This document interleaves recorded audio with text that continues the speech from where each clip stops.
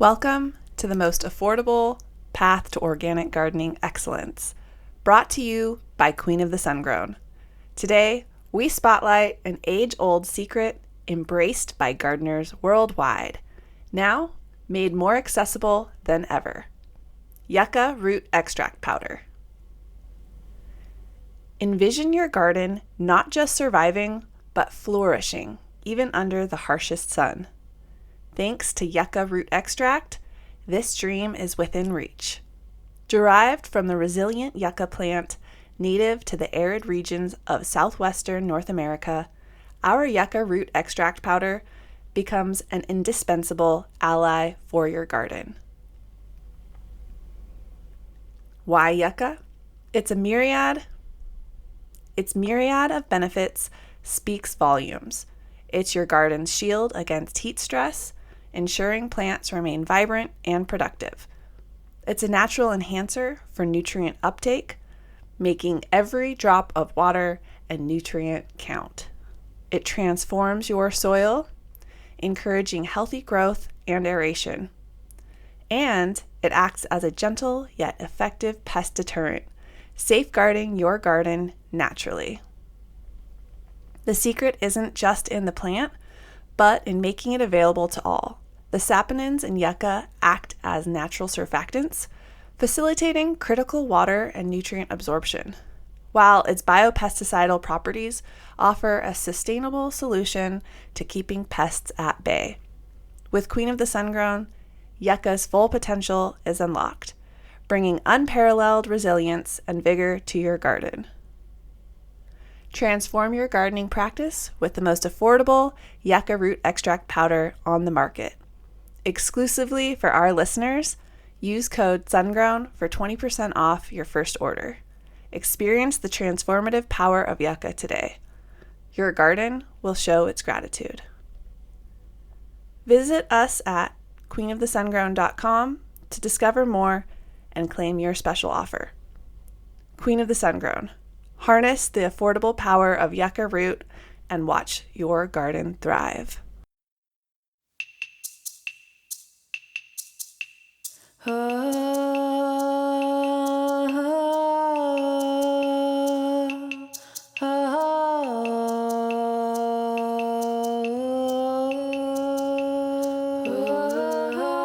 Welcome back to Sungrown Stories, Season 1, Episode 5. I'm your host, Alexandria Irons, founder of Queen of the Sungrown, and today's episode is all about regenerating your soil and communities. As the days get longer and the temperatures rise, many of us are out in our gardens or preparing to do so. Many cannabis growers use potting mix and large containers for their plants, but today I ask, why not plant directly in the ground?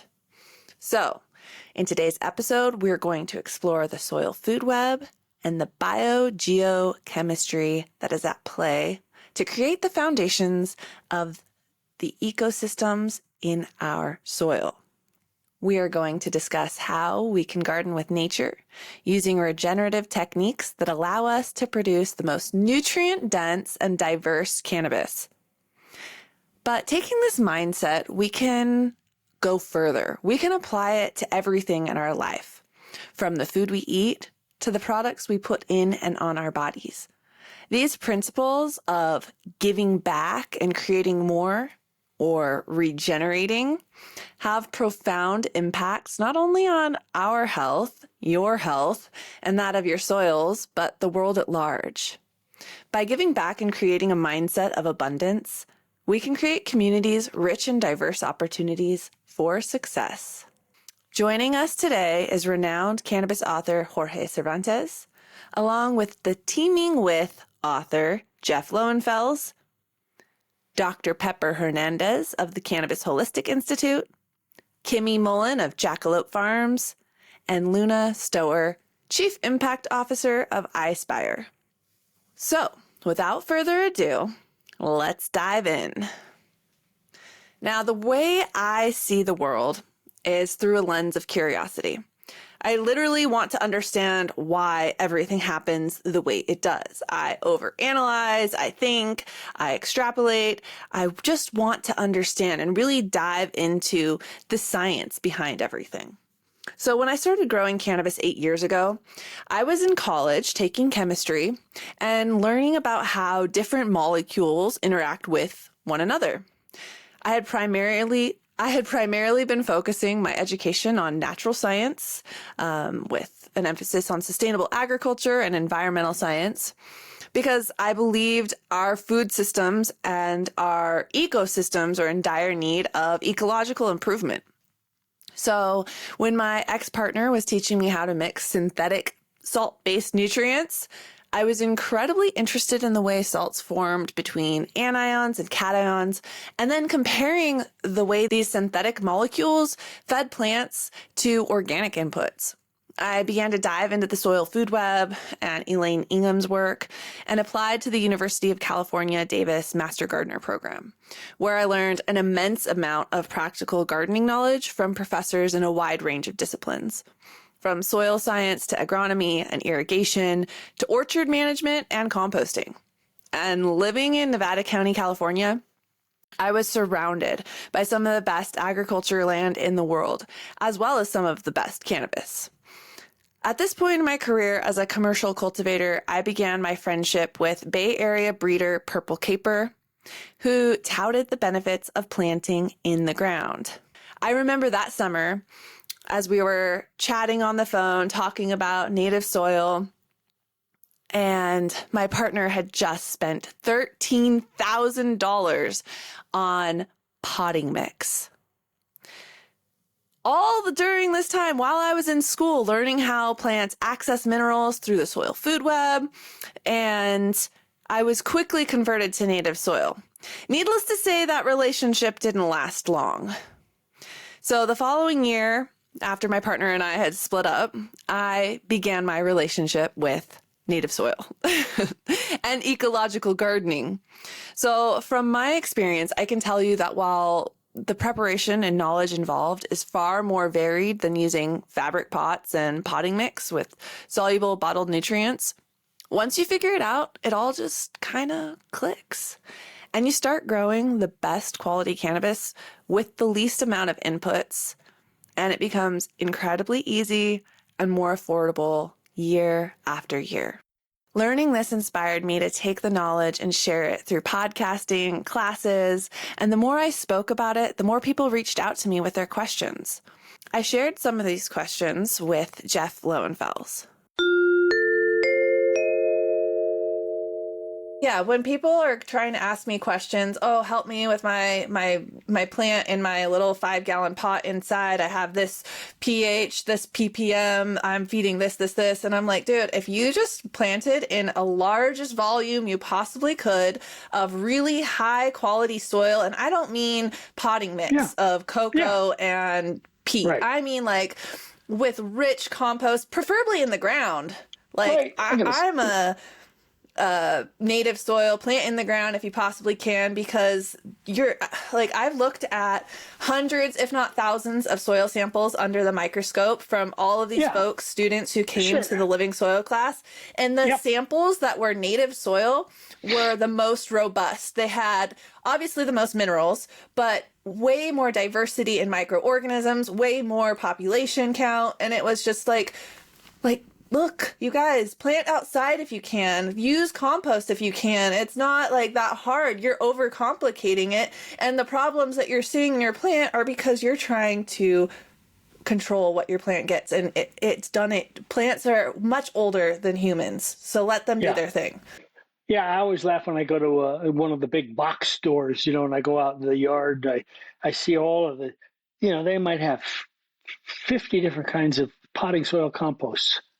All half of which are made by the same company, which is interesting. People should learn to make their own, first of all. That's the basis. They should make their own. We're violating the law of return as it is by taking things from plants, flowers, fruits, cleaning things up. That's all that stuff is silly. All that stuff's supposed to go back in and become decay. We should make our own compost, and you should think about using compost that's or growing plants in compost that's made from those plants. That is Mm-hmm. an interesting exercise as well. I mean, because if you think about it, that cannabis crop where you're just keeping the flowers, the rest of it, if you don't let it get decayed and go back into the soil for one reason or another, you're growing in containers, who knows? If you compost that, the bacteria and fungi that associate with that, it feeds the plant what it wants. And I always tell people, don't throw soil away. You reuse it. Don't pull the plant out of that 5-gallon pot. Just cut it, plant the new plant right next to it. The roots will grow down through the zone, through the very area where some of the old roots have decayed. There are all the bacteria that have been attracted by the exudates from a cannabis plant already there. So you should reuse that stuff. Soil is key. Compost is key to making great soil. There are millions of different recipes. It's got to be alive. It's easy to make soil, and it's silly not to. While we both agree on many things, compost is the key to all of this. It is the organic fraction of the soil horizon that is teeming with microbes, as Jeff would say, and is where your plants will give and receive sugars produced during photosynthesis through root exudate in return for mineral nutrients that have been digested by enzymes and acids produced by microbes. Now, compost is a man-made replication of humus, which is a naturally occurring substrate that is produced through the decomposition of organic matter over decades, if not centuries. So when you walk through the forest, you might see the occasional turd or decaying carcass, but for the most part, nature does an excellent job of cleaning herself up, decomposing and utilizing the nutrients within that organic matter. So think about it. The leaves that cover the forest floor, they age and decay amongst animal waste, and those indigenous microbes utilize that waste. And they return it to the trees, who then produce more leaves that feed the animals and microbes, and so the cycle continues. But what we see in today's agricultural systems do not mimic the natural cycle of plant death and decay. And because of this, our soils are becoming devoid of organic matter, and the microbes have little to decompose. The minerals remain locked up, and we see less nutrient-dense food and medicine. And so we keep taking and taking and taking without considering the law of return. This isn't just happening in agriculture, though. It happens in most capitalist systems, where profit is prized over everything. So the law of diminishing return, and how that is something I've been preaching and everyone should be composting. Like 40% of the landfill could be composted at home. There's no reason, there's 8 billion people. Let's all help out a little bit. Let's compost.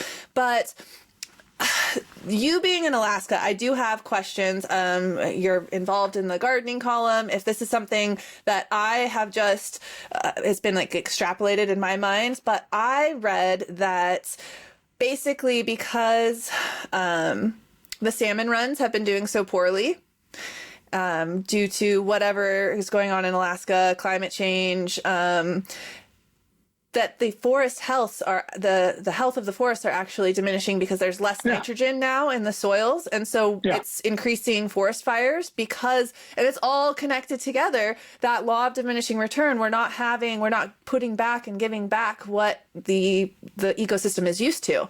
Do you know much about that? Well, a little bit about it.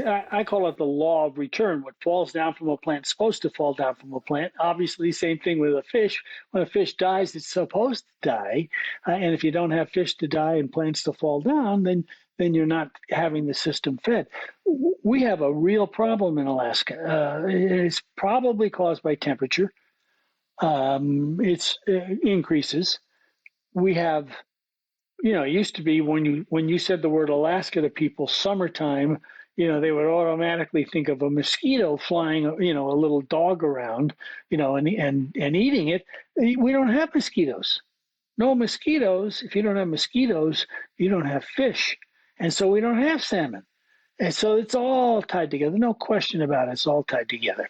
And it's a serious problem because it may impact me as a sports fisherman, but it impacts people who live on the Yukon River as subsistence fisher people, and then it's serious. I mean, I can go buy a fish. They can't, and so we got a problem, and it is all tied together. It's all related to this stuff, and paying attention to the soil food web certainly is one way to help the help fix the problem. It's not the cure to the problem. We're losing inches of soil every year. Um, you've probably heard there's a UN report. I think it says we have 60 years worth of soil left. Well, that translates into 60 years of soil harvest, food. Mm-hmm. Wow, that's pretty scary. So, and then of course you can't turn around without hearing about microplastics and plastics. Well, gee willikers, look what we do on a grand scale. In order to prevent weeds, we lay down miles of plastic, poke hole in them, put a strawberry in it so that it grows weed free. What happens to that plastic? What about the plastic pots that you use? Our plastic buckets? Our society is based on plastic. So we got a lot of work to do. I mean, a lot of work to do. And one of the questions you were going to ask me, and you probably are still, is organic, regenerative. When Jorge and I started out, we were organic. That's what it was. We didn't want to poison ourselves. Regenerative, to me, brings in society. It's a question of not poisoning other people as well. It's doing things that your employees need you to do so that they are protected. It's not just the soil. It's not just making soil, which is a little bit different than organics, which is just using good carbon organic material on soil. So there is a difference, and I think everybody is tending towards the regenerative. They should be. Nobody should be using chemicals that are bad for soil and for you and me. We shouldn't be spraying. We should be looking for solutions to things like flying around on airplanes, which is probably why we're doing it this way instead of at a big conference. And using plastic pots and plastic greenhouses. All of the stuff we have to start to address, or our kids aren't going to have that ability to do so. It's hard to do, and we won't be successful right away, but we need to do it. Doesn't matter who's president, we need to do it. Oh yeah, definitely. We just left the last epoch, which was like the Holocene, I think, or something, Yeah. and they were debating what to call this next epoch, and they were like Anthropocene or Plasticine, because you can see the plastic in the geology of the Earth's crust. There's just like a line of plastic covering the Earth. Yeah, and it's everywhere. It's in the air. When they till and whatnot on the soil, it just blows up all last year's plastic. It's in all the potting soil that you buy. It's probably in your compost. It's in your water. It's everywhere. We got to start addressing it. Who knows whether it's even going to work? But if we don't, we're in big trouble. I know, but that's what we're doing out here, fighting the good fight. And there's a lot of people out there that are paying attention and trying to learn, because it just starts with learning. So many people just don't even know. My grandparents are like, oh, we're too old, and it's just your generation can fix it for us. I mean, they still use what is that spray bottle to kill the dandelions in their lawn? And I'm like, oh my gosh, what are you guys doing? Yeah, not realizing, of course. I mean, I'll give you the answer, but they don't realize that spray is drifting a mile or so away. Some poor person sunbathing and breathing that stuff in, which is probably okay because that person's probably using some bad sun lotion that's killing off the algae. Oh my God, it's just, it's a terrible. Here's the answer. Read the quadrilogy: teeming with microbes, teeming with bacteria, teeming with fungi. Those are all how plants get their nutrients, and then teeming with nutrients, what they do with the nutrients, how they get inside the plant, and what happens to them when they get inside the plant, because you need to know that as well, because you're eating that plant. I always say, and maybe we gotta end this, but you may not be a vegetarian, but that cow that you're eating is a vegetarian. So it's pretty important that you understand plants.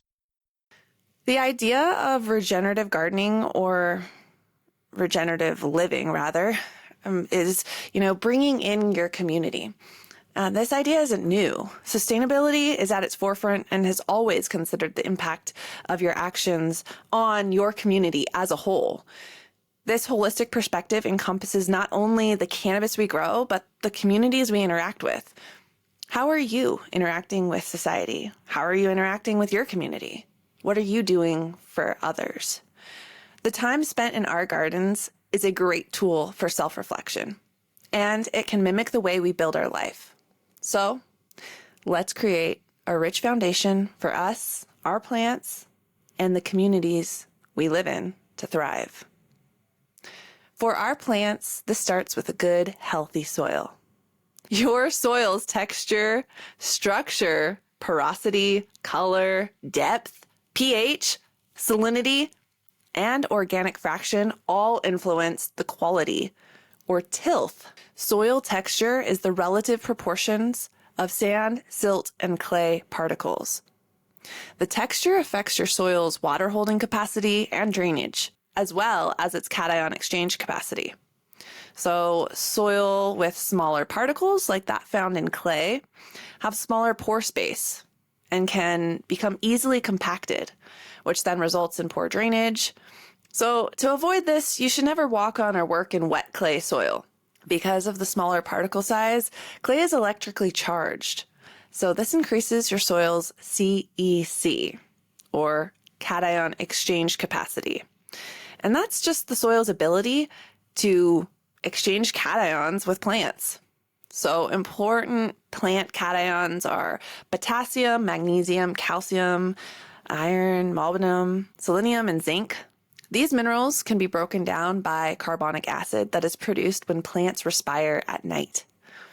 Plants, like all living organisms, respire. They do so by using the sugars they produce during photosynthesis for growth, maintenance, and metabolic processes. During this process, CO2 is released into the soil, and when it dissolves in water, it becomes carbonic acid. This chemical reaction is crucial for nutrient solubilization and availability in the soil. Microbes also produce carbonic acid during respiration. Microbial respiration involves the breakdown of organic compounds such as sugars produced by plants and oxygen, which then converts into carbon dioxide and water, along with the energy they need to function. So microbial respiration is a critical component of the carbon cycle. Now, keep in mind that the carbon cycle is just one of many biogeochemical cycles on Earth. Literally every mineral or element on Earth has its own unique cycle, from carbon to nitrogen. And just by learning more about the elements that make up our planet and how we use them, or how plants use them rather, we can ensure that they are being cycled effectively. So this process, performed by microbes, relies on organic compounds, meaning soil low in organic matter is not going to be cycling nutrients as effectively as that with higher levels. So remember, our soil has been stripped of organic matter for decades. Instead of allowing plant residue to feed the soil, we remove it harvest after harvest entirely, creating a stark reality for our microbes, our soil, and the global agricultural system. As Jeff mentioned earlier, the last UN report on our soil health claimed we had 60 years left of harvests if we continued to do business as usual. This is because we are continuing to take from our soil systems without replenishing, without regenerating. So while this podcast is aimed at sustainable cannabis cultivation, I want to use this time to explore the larger picture of sustainability and how we humans choose to show up in the world. It's so much more than utilizing living soil and buying microbes in a bottle. It's about creating an ecosystem where they thrive and giving back to your soil and community. The soil food web is not limited to microbes either. I think that's really important to remember. We have all of this focus on bacteria, protozoa, nematodes, fungi, and, mainstream living soil growers, they focus on this power of microbial digestion. But we often forget and overlook that the soil food web encompasses gophers, voles, foxes, badgers, along with birds and even fish in the case of salmon in Alaska. Everything is connected. And while we may not see the direct benefit of a gopher as it eats our plant roots, that gopher is burrowing and creating pathways for water to flow and air to move.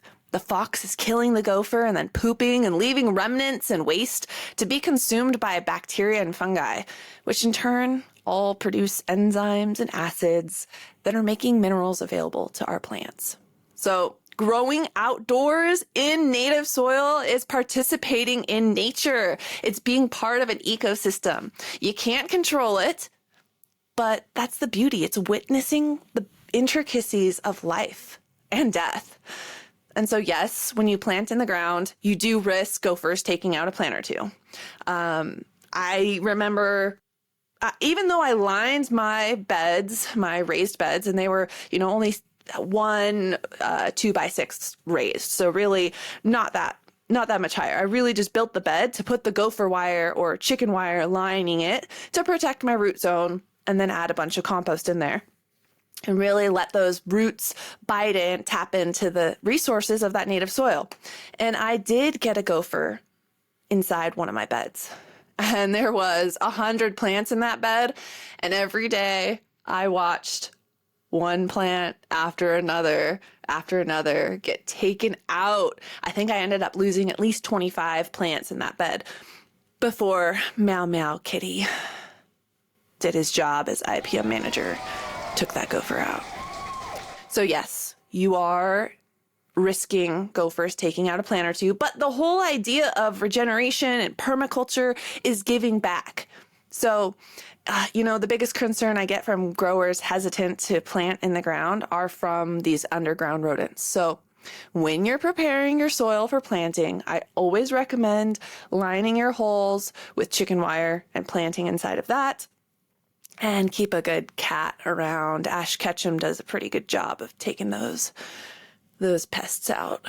But remember, it's all part of the soil food web, baby. So if this season you decide to try planting in the ground, there are several steps you can take to prepare your soil. First, figure out what your soil texture is. Is it predominantly sand, silt, or clay? So there's a super simple jar shake test. You can Google it. I can send it to you.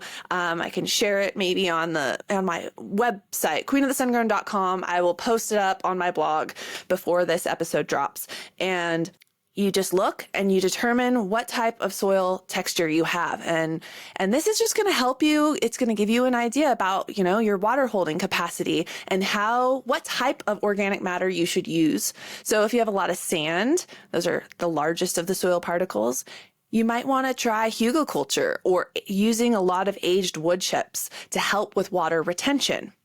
On the other hand, if you have a lot of clay, you're going to want to add a ton of compost and companion plant with stuff that can help break up compaction. Manure is an excellent option and can times be found on Craigslist or Facebook Marketplace for free because people still haven't quite caught on to the fact that closed loop cycles, if you just use what your animals produce on farm. Imagine if that truckload of goat poop was spread out over a field that was then used to grow alfalfa that fed the goats. This would be utilizing the law of return.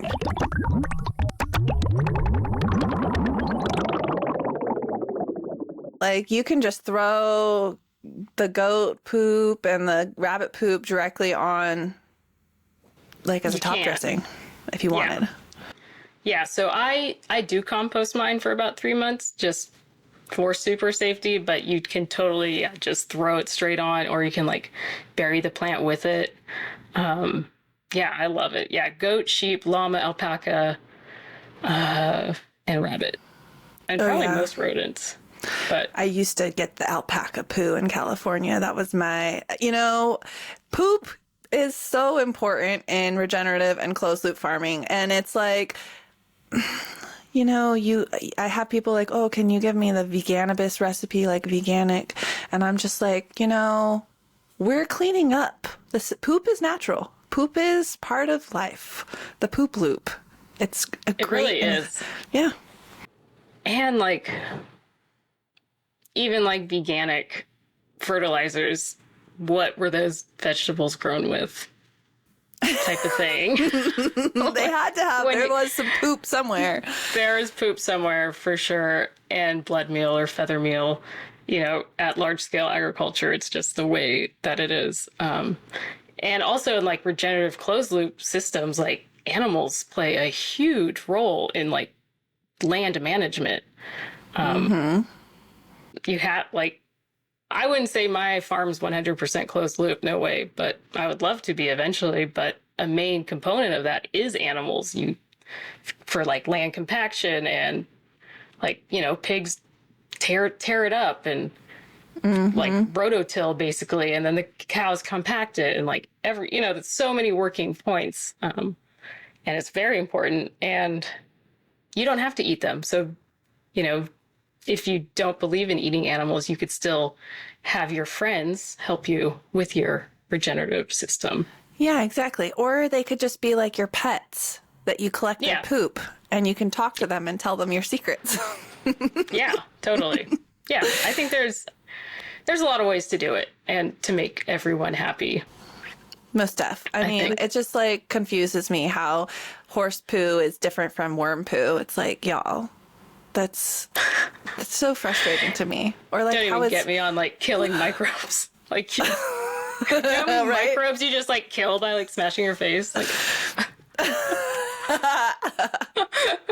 this is where I think of, like, there's living things everywhere, like on every single surface. Oh yeah. And, the fucking soy crops that are monoculture are killing way more species than regeneratively farmed beef or, pig or whatever. Like, and hopefully it's living. It's just like CAFOs, factory farming, all of that. No matter what it is, factory farming is terrible for the environment and kills a ton of microorganisms, native species. It essentially becomes like a food desert for like native insects. And yeah, so I feel ya. We're vibing. We on the same wavelength.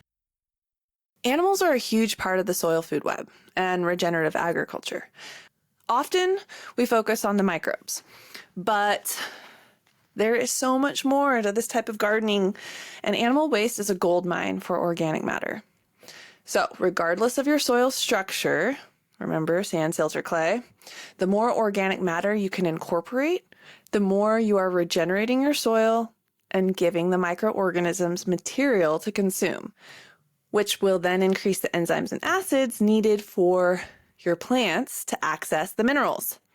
So these minerals are abundant in native soil because this is where they start their decomposition. Literally, the Earth's core is full of magma that explodes out through volcanoes, and that lava hardens and becomes rocks, and then the rocks weather and become soil particles. And every organic mineral used in a bottle is derived from something that was either mined from a rock or from the earth, that was then processed from something that was grown or fed, something that was grown and utilized by these minerals. Like literally alfalfa meal grown using minerals from the soil, or a manure that was from an animal that ate this alfalfa that was grown with the minerals from the soil. By utilizing the ecosystem you're in and harnessing the native soil, microbes, and organic matter, you are regenerating. But this style of growing doesn't stop in the garden. it can be used to proliferate your business, life, and relationships. Just getting my interview with Jeff Lowenfels is an example of how we can use the principles of regeneration in our communities. At the end of my interview with Jorge Cervantes, he knew that Jeff would make a great contribution to this podcast, and he made that connection for me. His actions added diversity and depth to this podcast and our conversation. Similar to adding organic matter to our soil, the things we do for other people can have a profound impact on a myriad of others. I appreciate you. Thank you so much. And I hope that we will get to chat again soon. And maybe you would like to participate in the citizen science project of collecting data for sun-grown flower. Sure, I'd be definitely happy to promote it because that's near and dear to my heart. And this industry is following the regular flower and vegetable market. It really is. Yeah, and I'd definitely like to promote that. It's really a good thing. And another good friend of mine, Jeff Lowenfels, he's great. He's written Teeming with Microbes. That was his first book. He's written Teeming with Everything. The guy, he's brilliant. Very brilliant, but good, very, very good friend. He started a program called Plant a Row for the Hungry in the Garden Writers organization. And that means you just plant one row extra for hungry people. Well, now there's an excess of cannabis. Maybe we can get something like that started. Plant a row for a patient. Plant for a patient. My other very good friend, Paul Stamford from Oregon, Portland.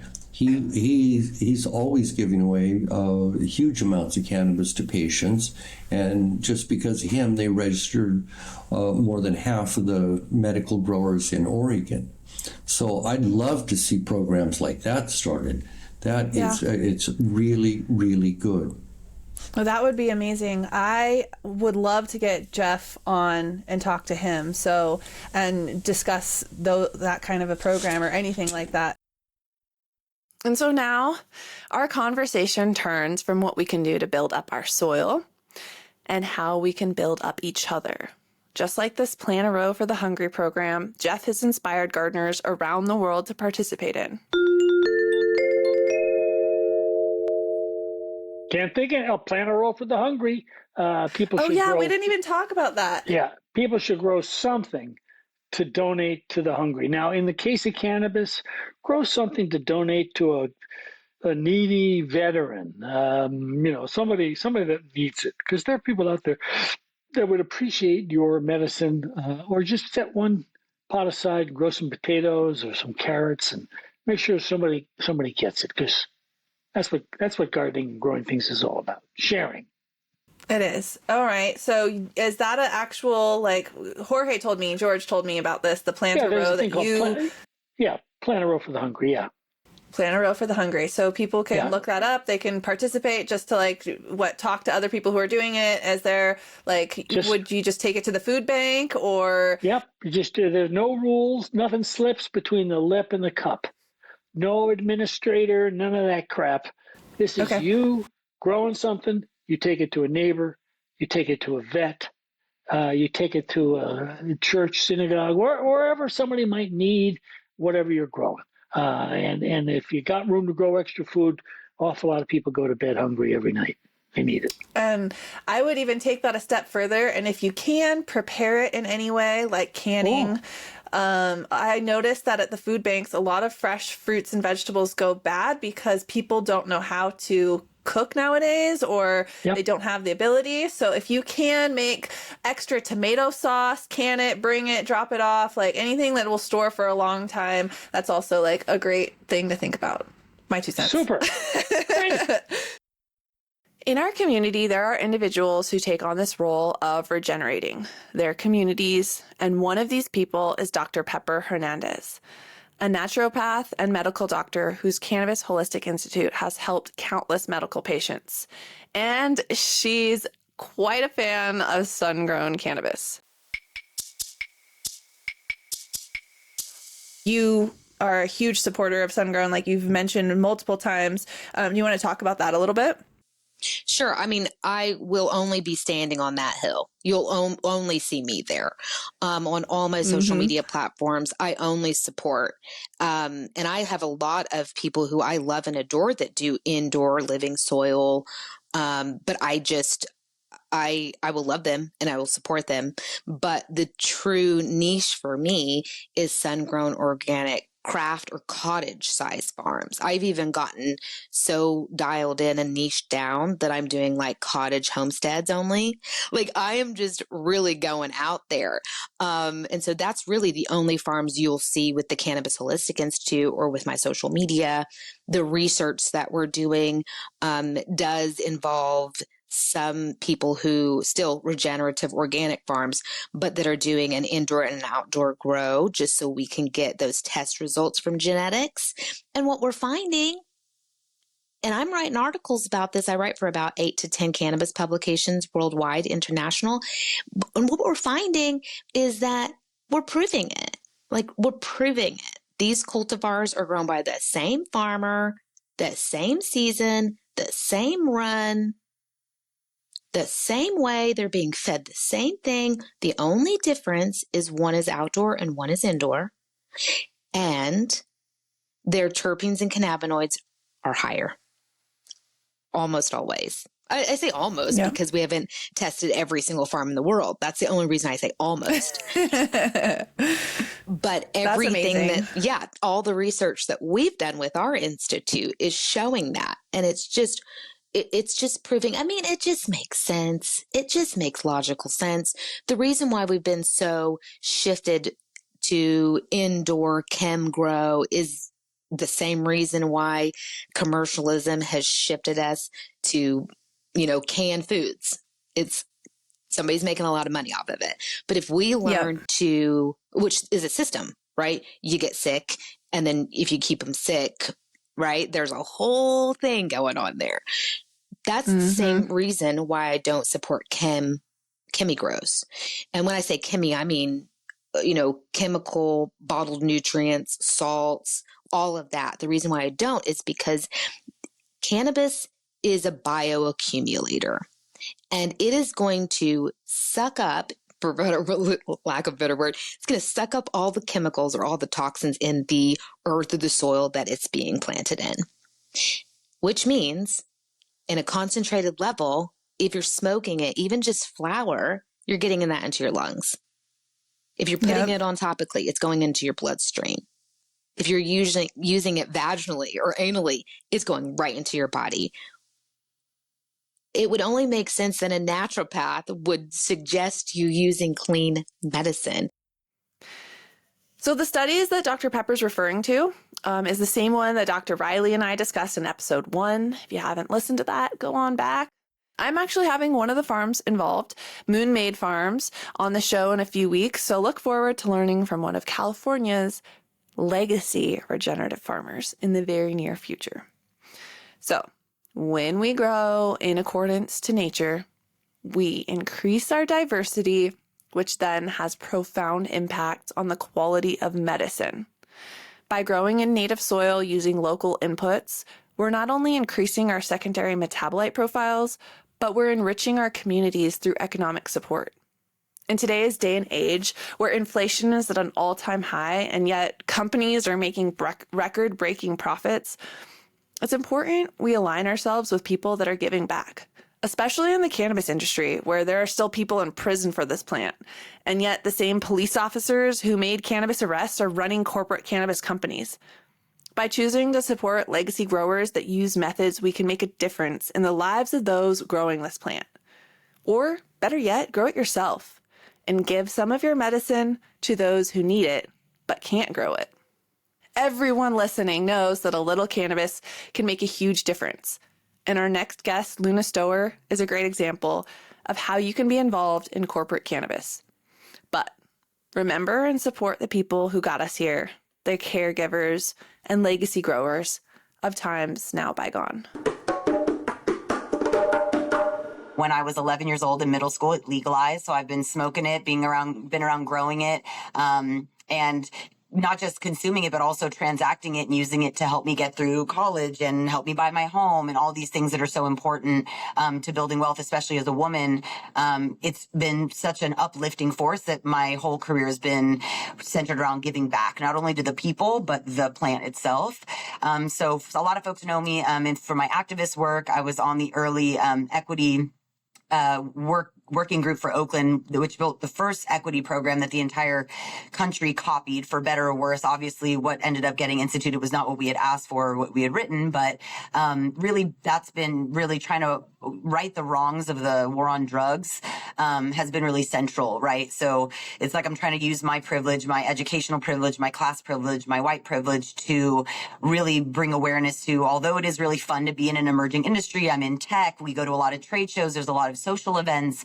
Really, at the end of the day, my heart is with the veterans who don't have access, folks that are still sitting in prison for this, people that are losing their kids to CPS, their dogs getting shot at raids. Like, there's still a war going on. And I think it's really important. Part of kind of my mission is to keep social justice at the core, corporate social responsibility, diversity, equity, and inclusion. These are all kind of buzzwords that get thrown around. And my job is to make sure that there's actual impact, which is why I chose the title Chief Impact Officer at iSpire, because really what I'm trying to do is actually bigger than just, create revenue and build the industry. It's really remembering that we're a movement at the core. Yeah, definitely. Can you talk about specific projects? Like, I know you mentioned the Last Prisoner Project and just things that you are doing that you've seen positive impact and change from what you've been doing. Well, when we used to do our dab devices, each of them went to benefit either, the yellow one was honey themed. It went to bee pollination or bee conservation. We give back to the Social Impact Center, which does expungements for folks with cannabis crimes. We're working with the Cheech and Chong team and the Grow Media team for South by Southwest to sponsor their Last Prisoner Project benefit event that's happening there in Austin, Texas next month. And we do a lot of work in our local community with local artists. We do a First Friday event where we open up our offices and include the general community to really show that we want to give back to art, because we are based in Venice Beach, which is a very art-centric community and space, and it's also the epicenter right now of cannabis. The Bay Area used to be, but now it's LA.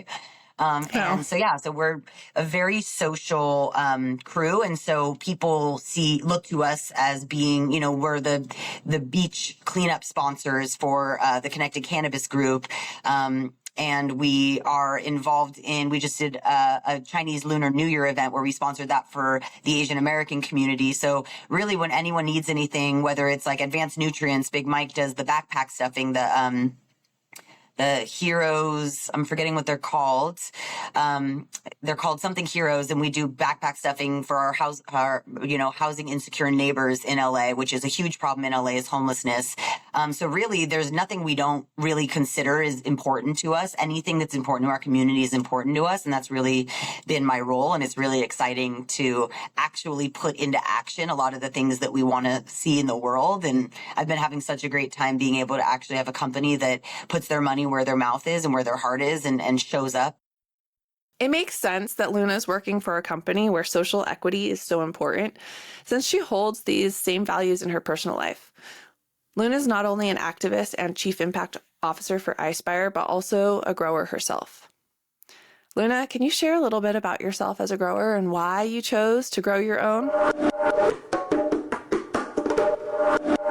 It's relaxing. It's really good for your body and your soul and your spirit to be with plants and to watch them grow. It's a very physiologically satisfying and kind of brings this kind of oneness to my life personally, to see something that started as a seed grow into something that can create medicine. We end up donating we can't even smoke everything we grow. We donate most of it to the Hella Positive Collective and Recompass and the veterans that are involved here in the East Bay because, a lot of them can't afford it or they're not mobile and they can't really move around like that. So it's been really fun to be involved in the community, because the more questions you ask, and, you know, all the meetups after everyone harvests and everyone's comparing all their buds, and, oh, how did you get such a dense bud structure?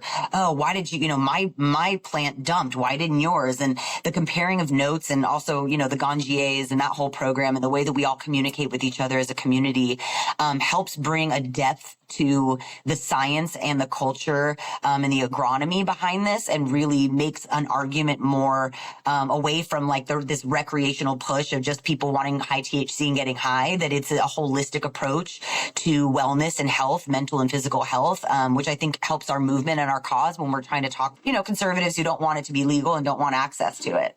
100%. You said so many things that I just completely resonate with. And that's amazing. You donate to Hella Positive. I haven't seen Abraham in so long. Oh, man, I miss that kid. He's the best. He's still kicking. East Oakland, holding it down in a extremely economically depressed area. He's held on. It's very difficult to operate a business in East Oakland right now with the economic situation and the social situation, and he is so level-headed. And really, this is the remnants of 215. We refuse to stop using the word patience. We refuse to stop calling this a movement. Just because it turned into an industry doesn't mean that we all have to become soulless, greed-based, greed capitalists. We can be conscious capitalists and seed these things back into the community to feed us and sustain us. This is regenerative community, giving back and building up the communities we are a part of. So, as we're preparing our soil for planting, remember, the more you put into it now, the more you'll get back at harvest time. And so we should approach our lives with the same mindset of regenerating our communities and our relationships. This type of mindset is how we can make a positive change in the world. So remember, regeneration doesn't stop in the garden. Before we move to a grow along update, let's do a quick recap. As you're preparing your soil for planting, remember, the more organic matter you add, the more food your indigenous microbes will have to produce acids and enzymes that will then solubilize minerals, which your plants will use to grow big, beautiful buds. The soil food web is far greater than the microorganisms in the soil and includes everything from foxes and birds to earthworms. If this is your first year planting directly in the ground, you're going to want to add mineral fertilizers and lots of compost.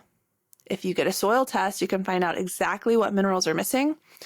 But if you don't get a test done, you can use all-purpose organic dry amendments, which we'll be discussing in next week's episode. So, go learn about your soil texture, water holding capacity, so you can optimize your irrigation and your water to oxygen ratio in the pore space of your soil. Don't forget to line your planting hole with chicken wire to protect those roots from gophers. And the more organic matter you incorporate into your native soil, the bigger your plants will get. And expect large plants if you are planting directly in the ground. Plants are limited by their root size in containers and therefore are smaller because it's a direct correlation. The larger root space, the larger plant. Because you know what they say, or at least I say, the bigger the roots, the bigger the shoots, the bigger the fruits. So, try planting in the ground. Learn about your soil texture.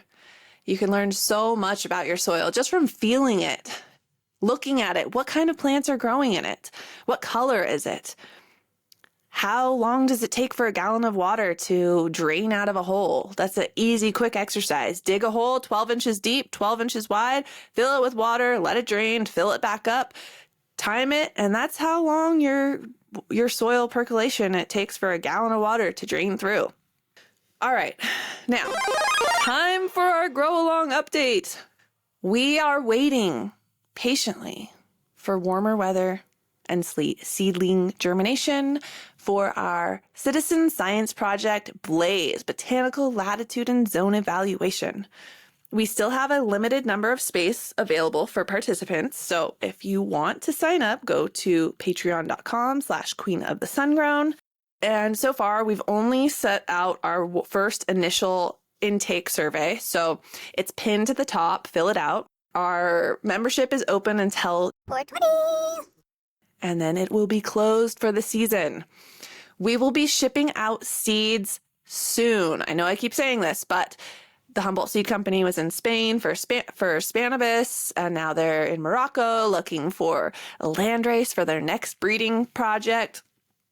But once they return, seeds should be shipped out in a few weeks. So let's hold space and gratitude for them for sponsoring this endeavor and patiently await our seeds' arrival in a few short weeks. Again, membership is open until 4/20. Hoping to have seeds in hand early to mid-May. And this is the perfect time to start seeds outdoors. Literally, starting them earlier means you have to start them inside. And if you're not lined up with your light schedule, your seedlings can go into flower early and then re-veg, and it can just be a pain in the butt. So those of you who are getting anxious for your seeds, please don't worry. I have grown 10-foot plants from tiny plants that were started in June. So don't worry too much about not getting your seeds until May. Remember that your participation is funding the first of its kind citizen science project where we are mapping out sun-grown zones. That is the whole goal of this. So your contributions are greatly appreciated, and I look forward to making history together. Now, for next week's episode, we're going to explore the minerals required by plants and various fertilizers that contain them. We will also compare plant physiology and nutrient requirements to humans and how we can become healthier versions of ourselves by looking at what our plants need, because we really aren't so different. So, until next week, I bid you adieu. And this episode was written by me, produced by Cat Lady and Obtine Yeager, with music by the talented Ayla Nerio.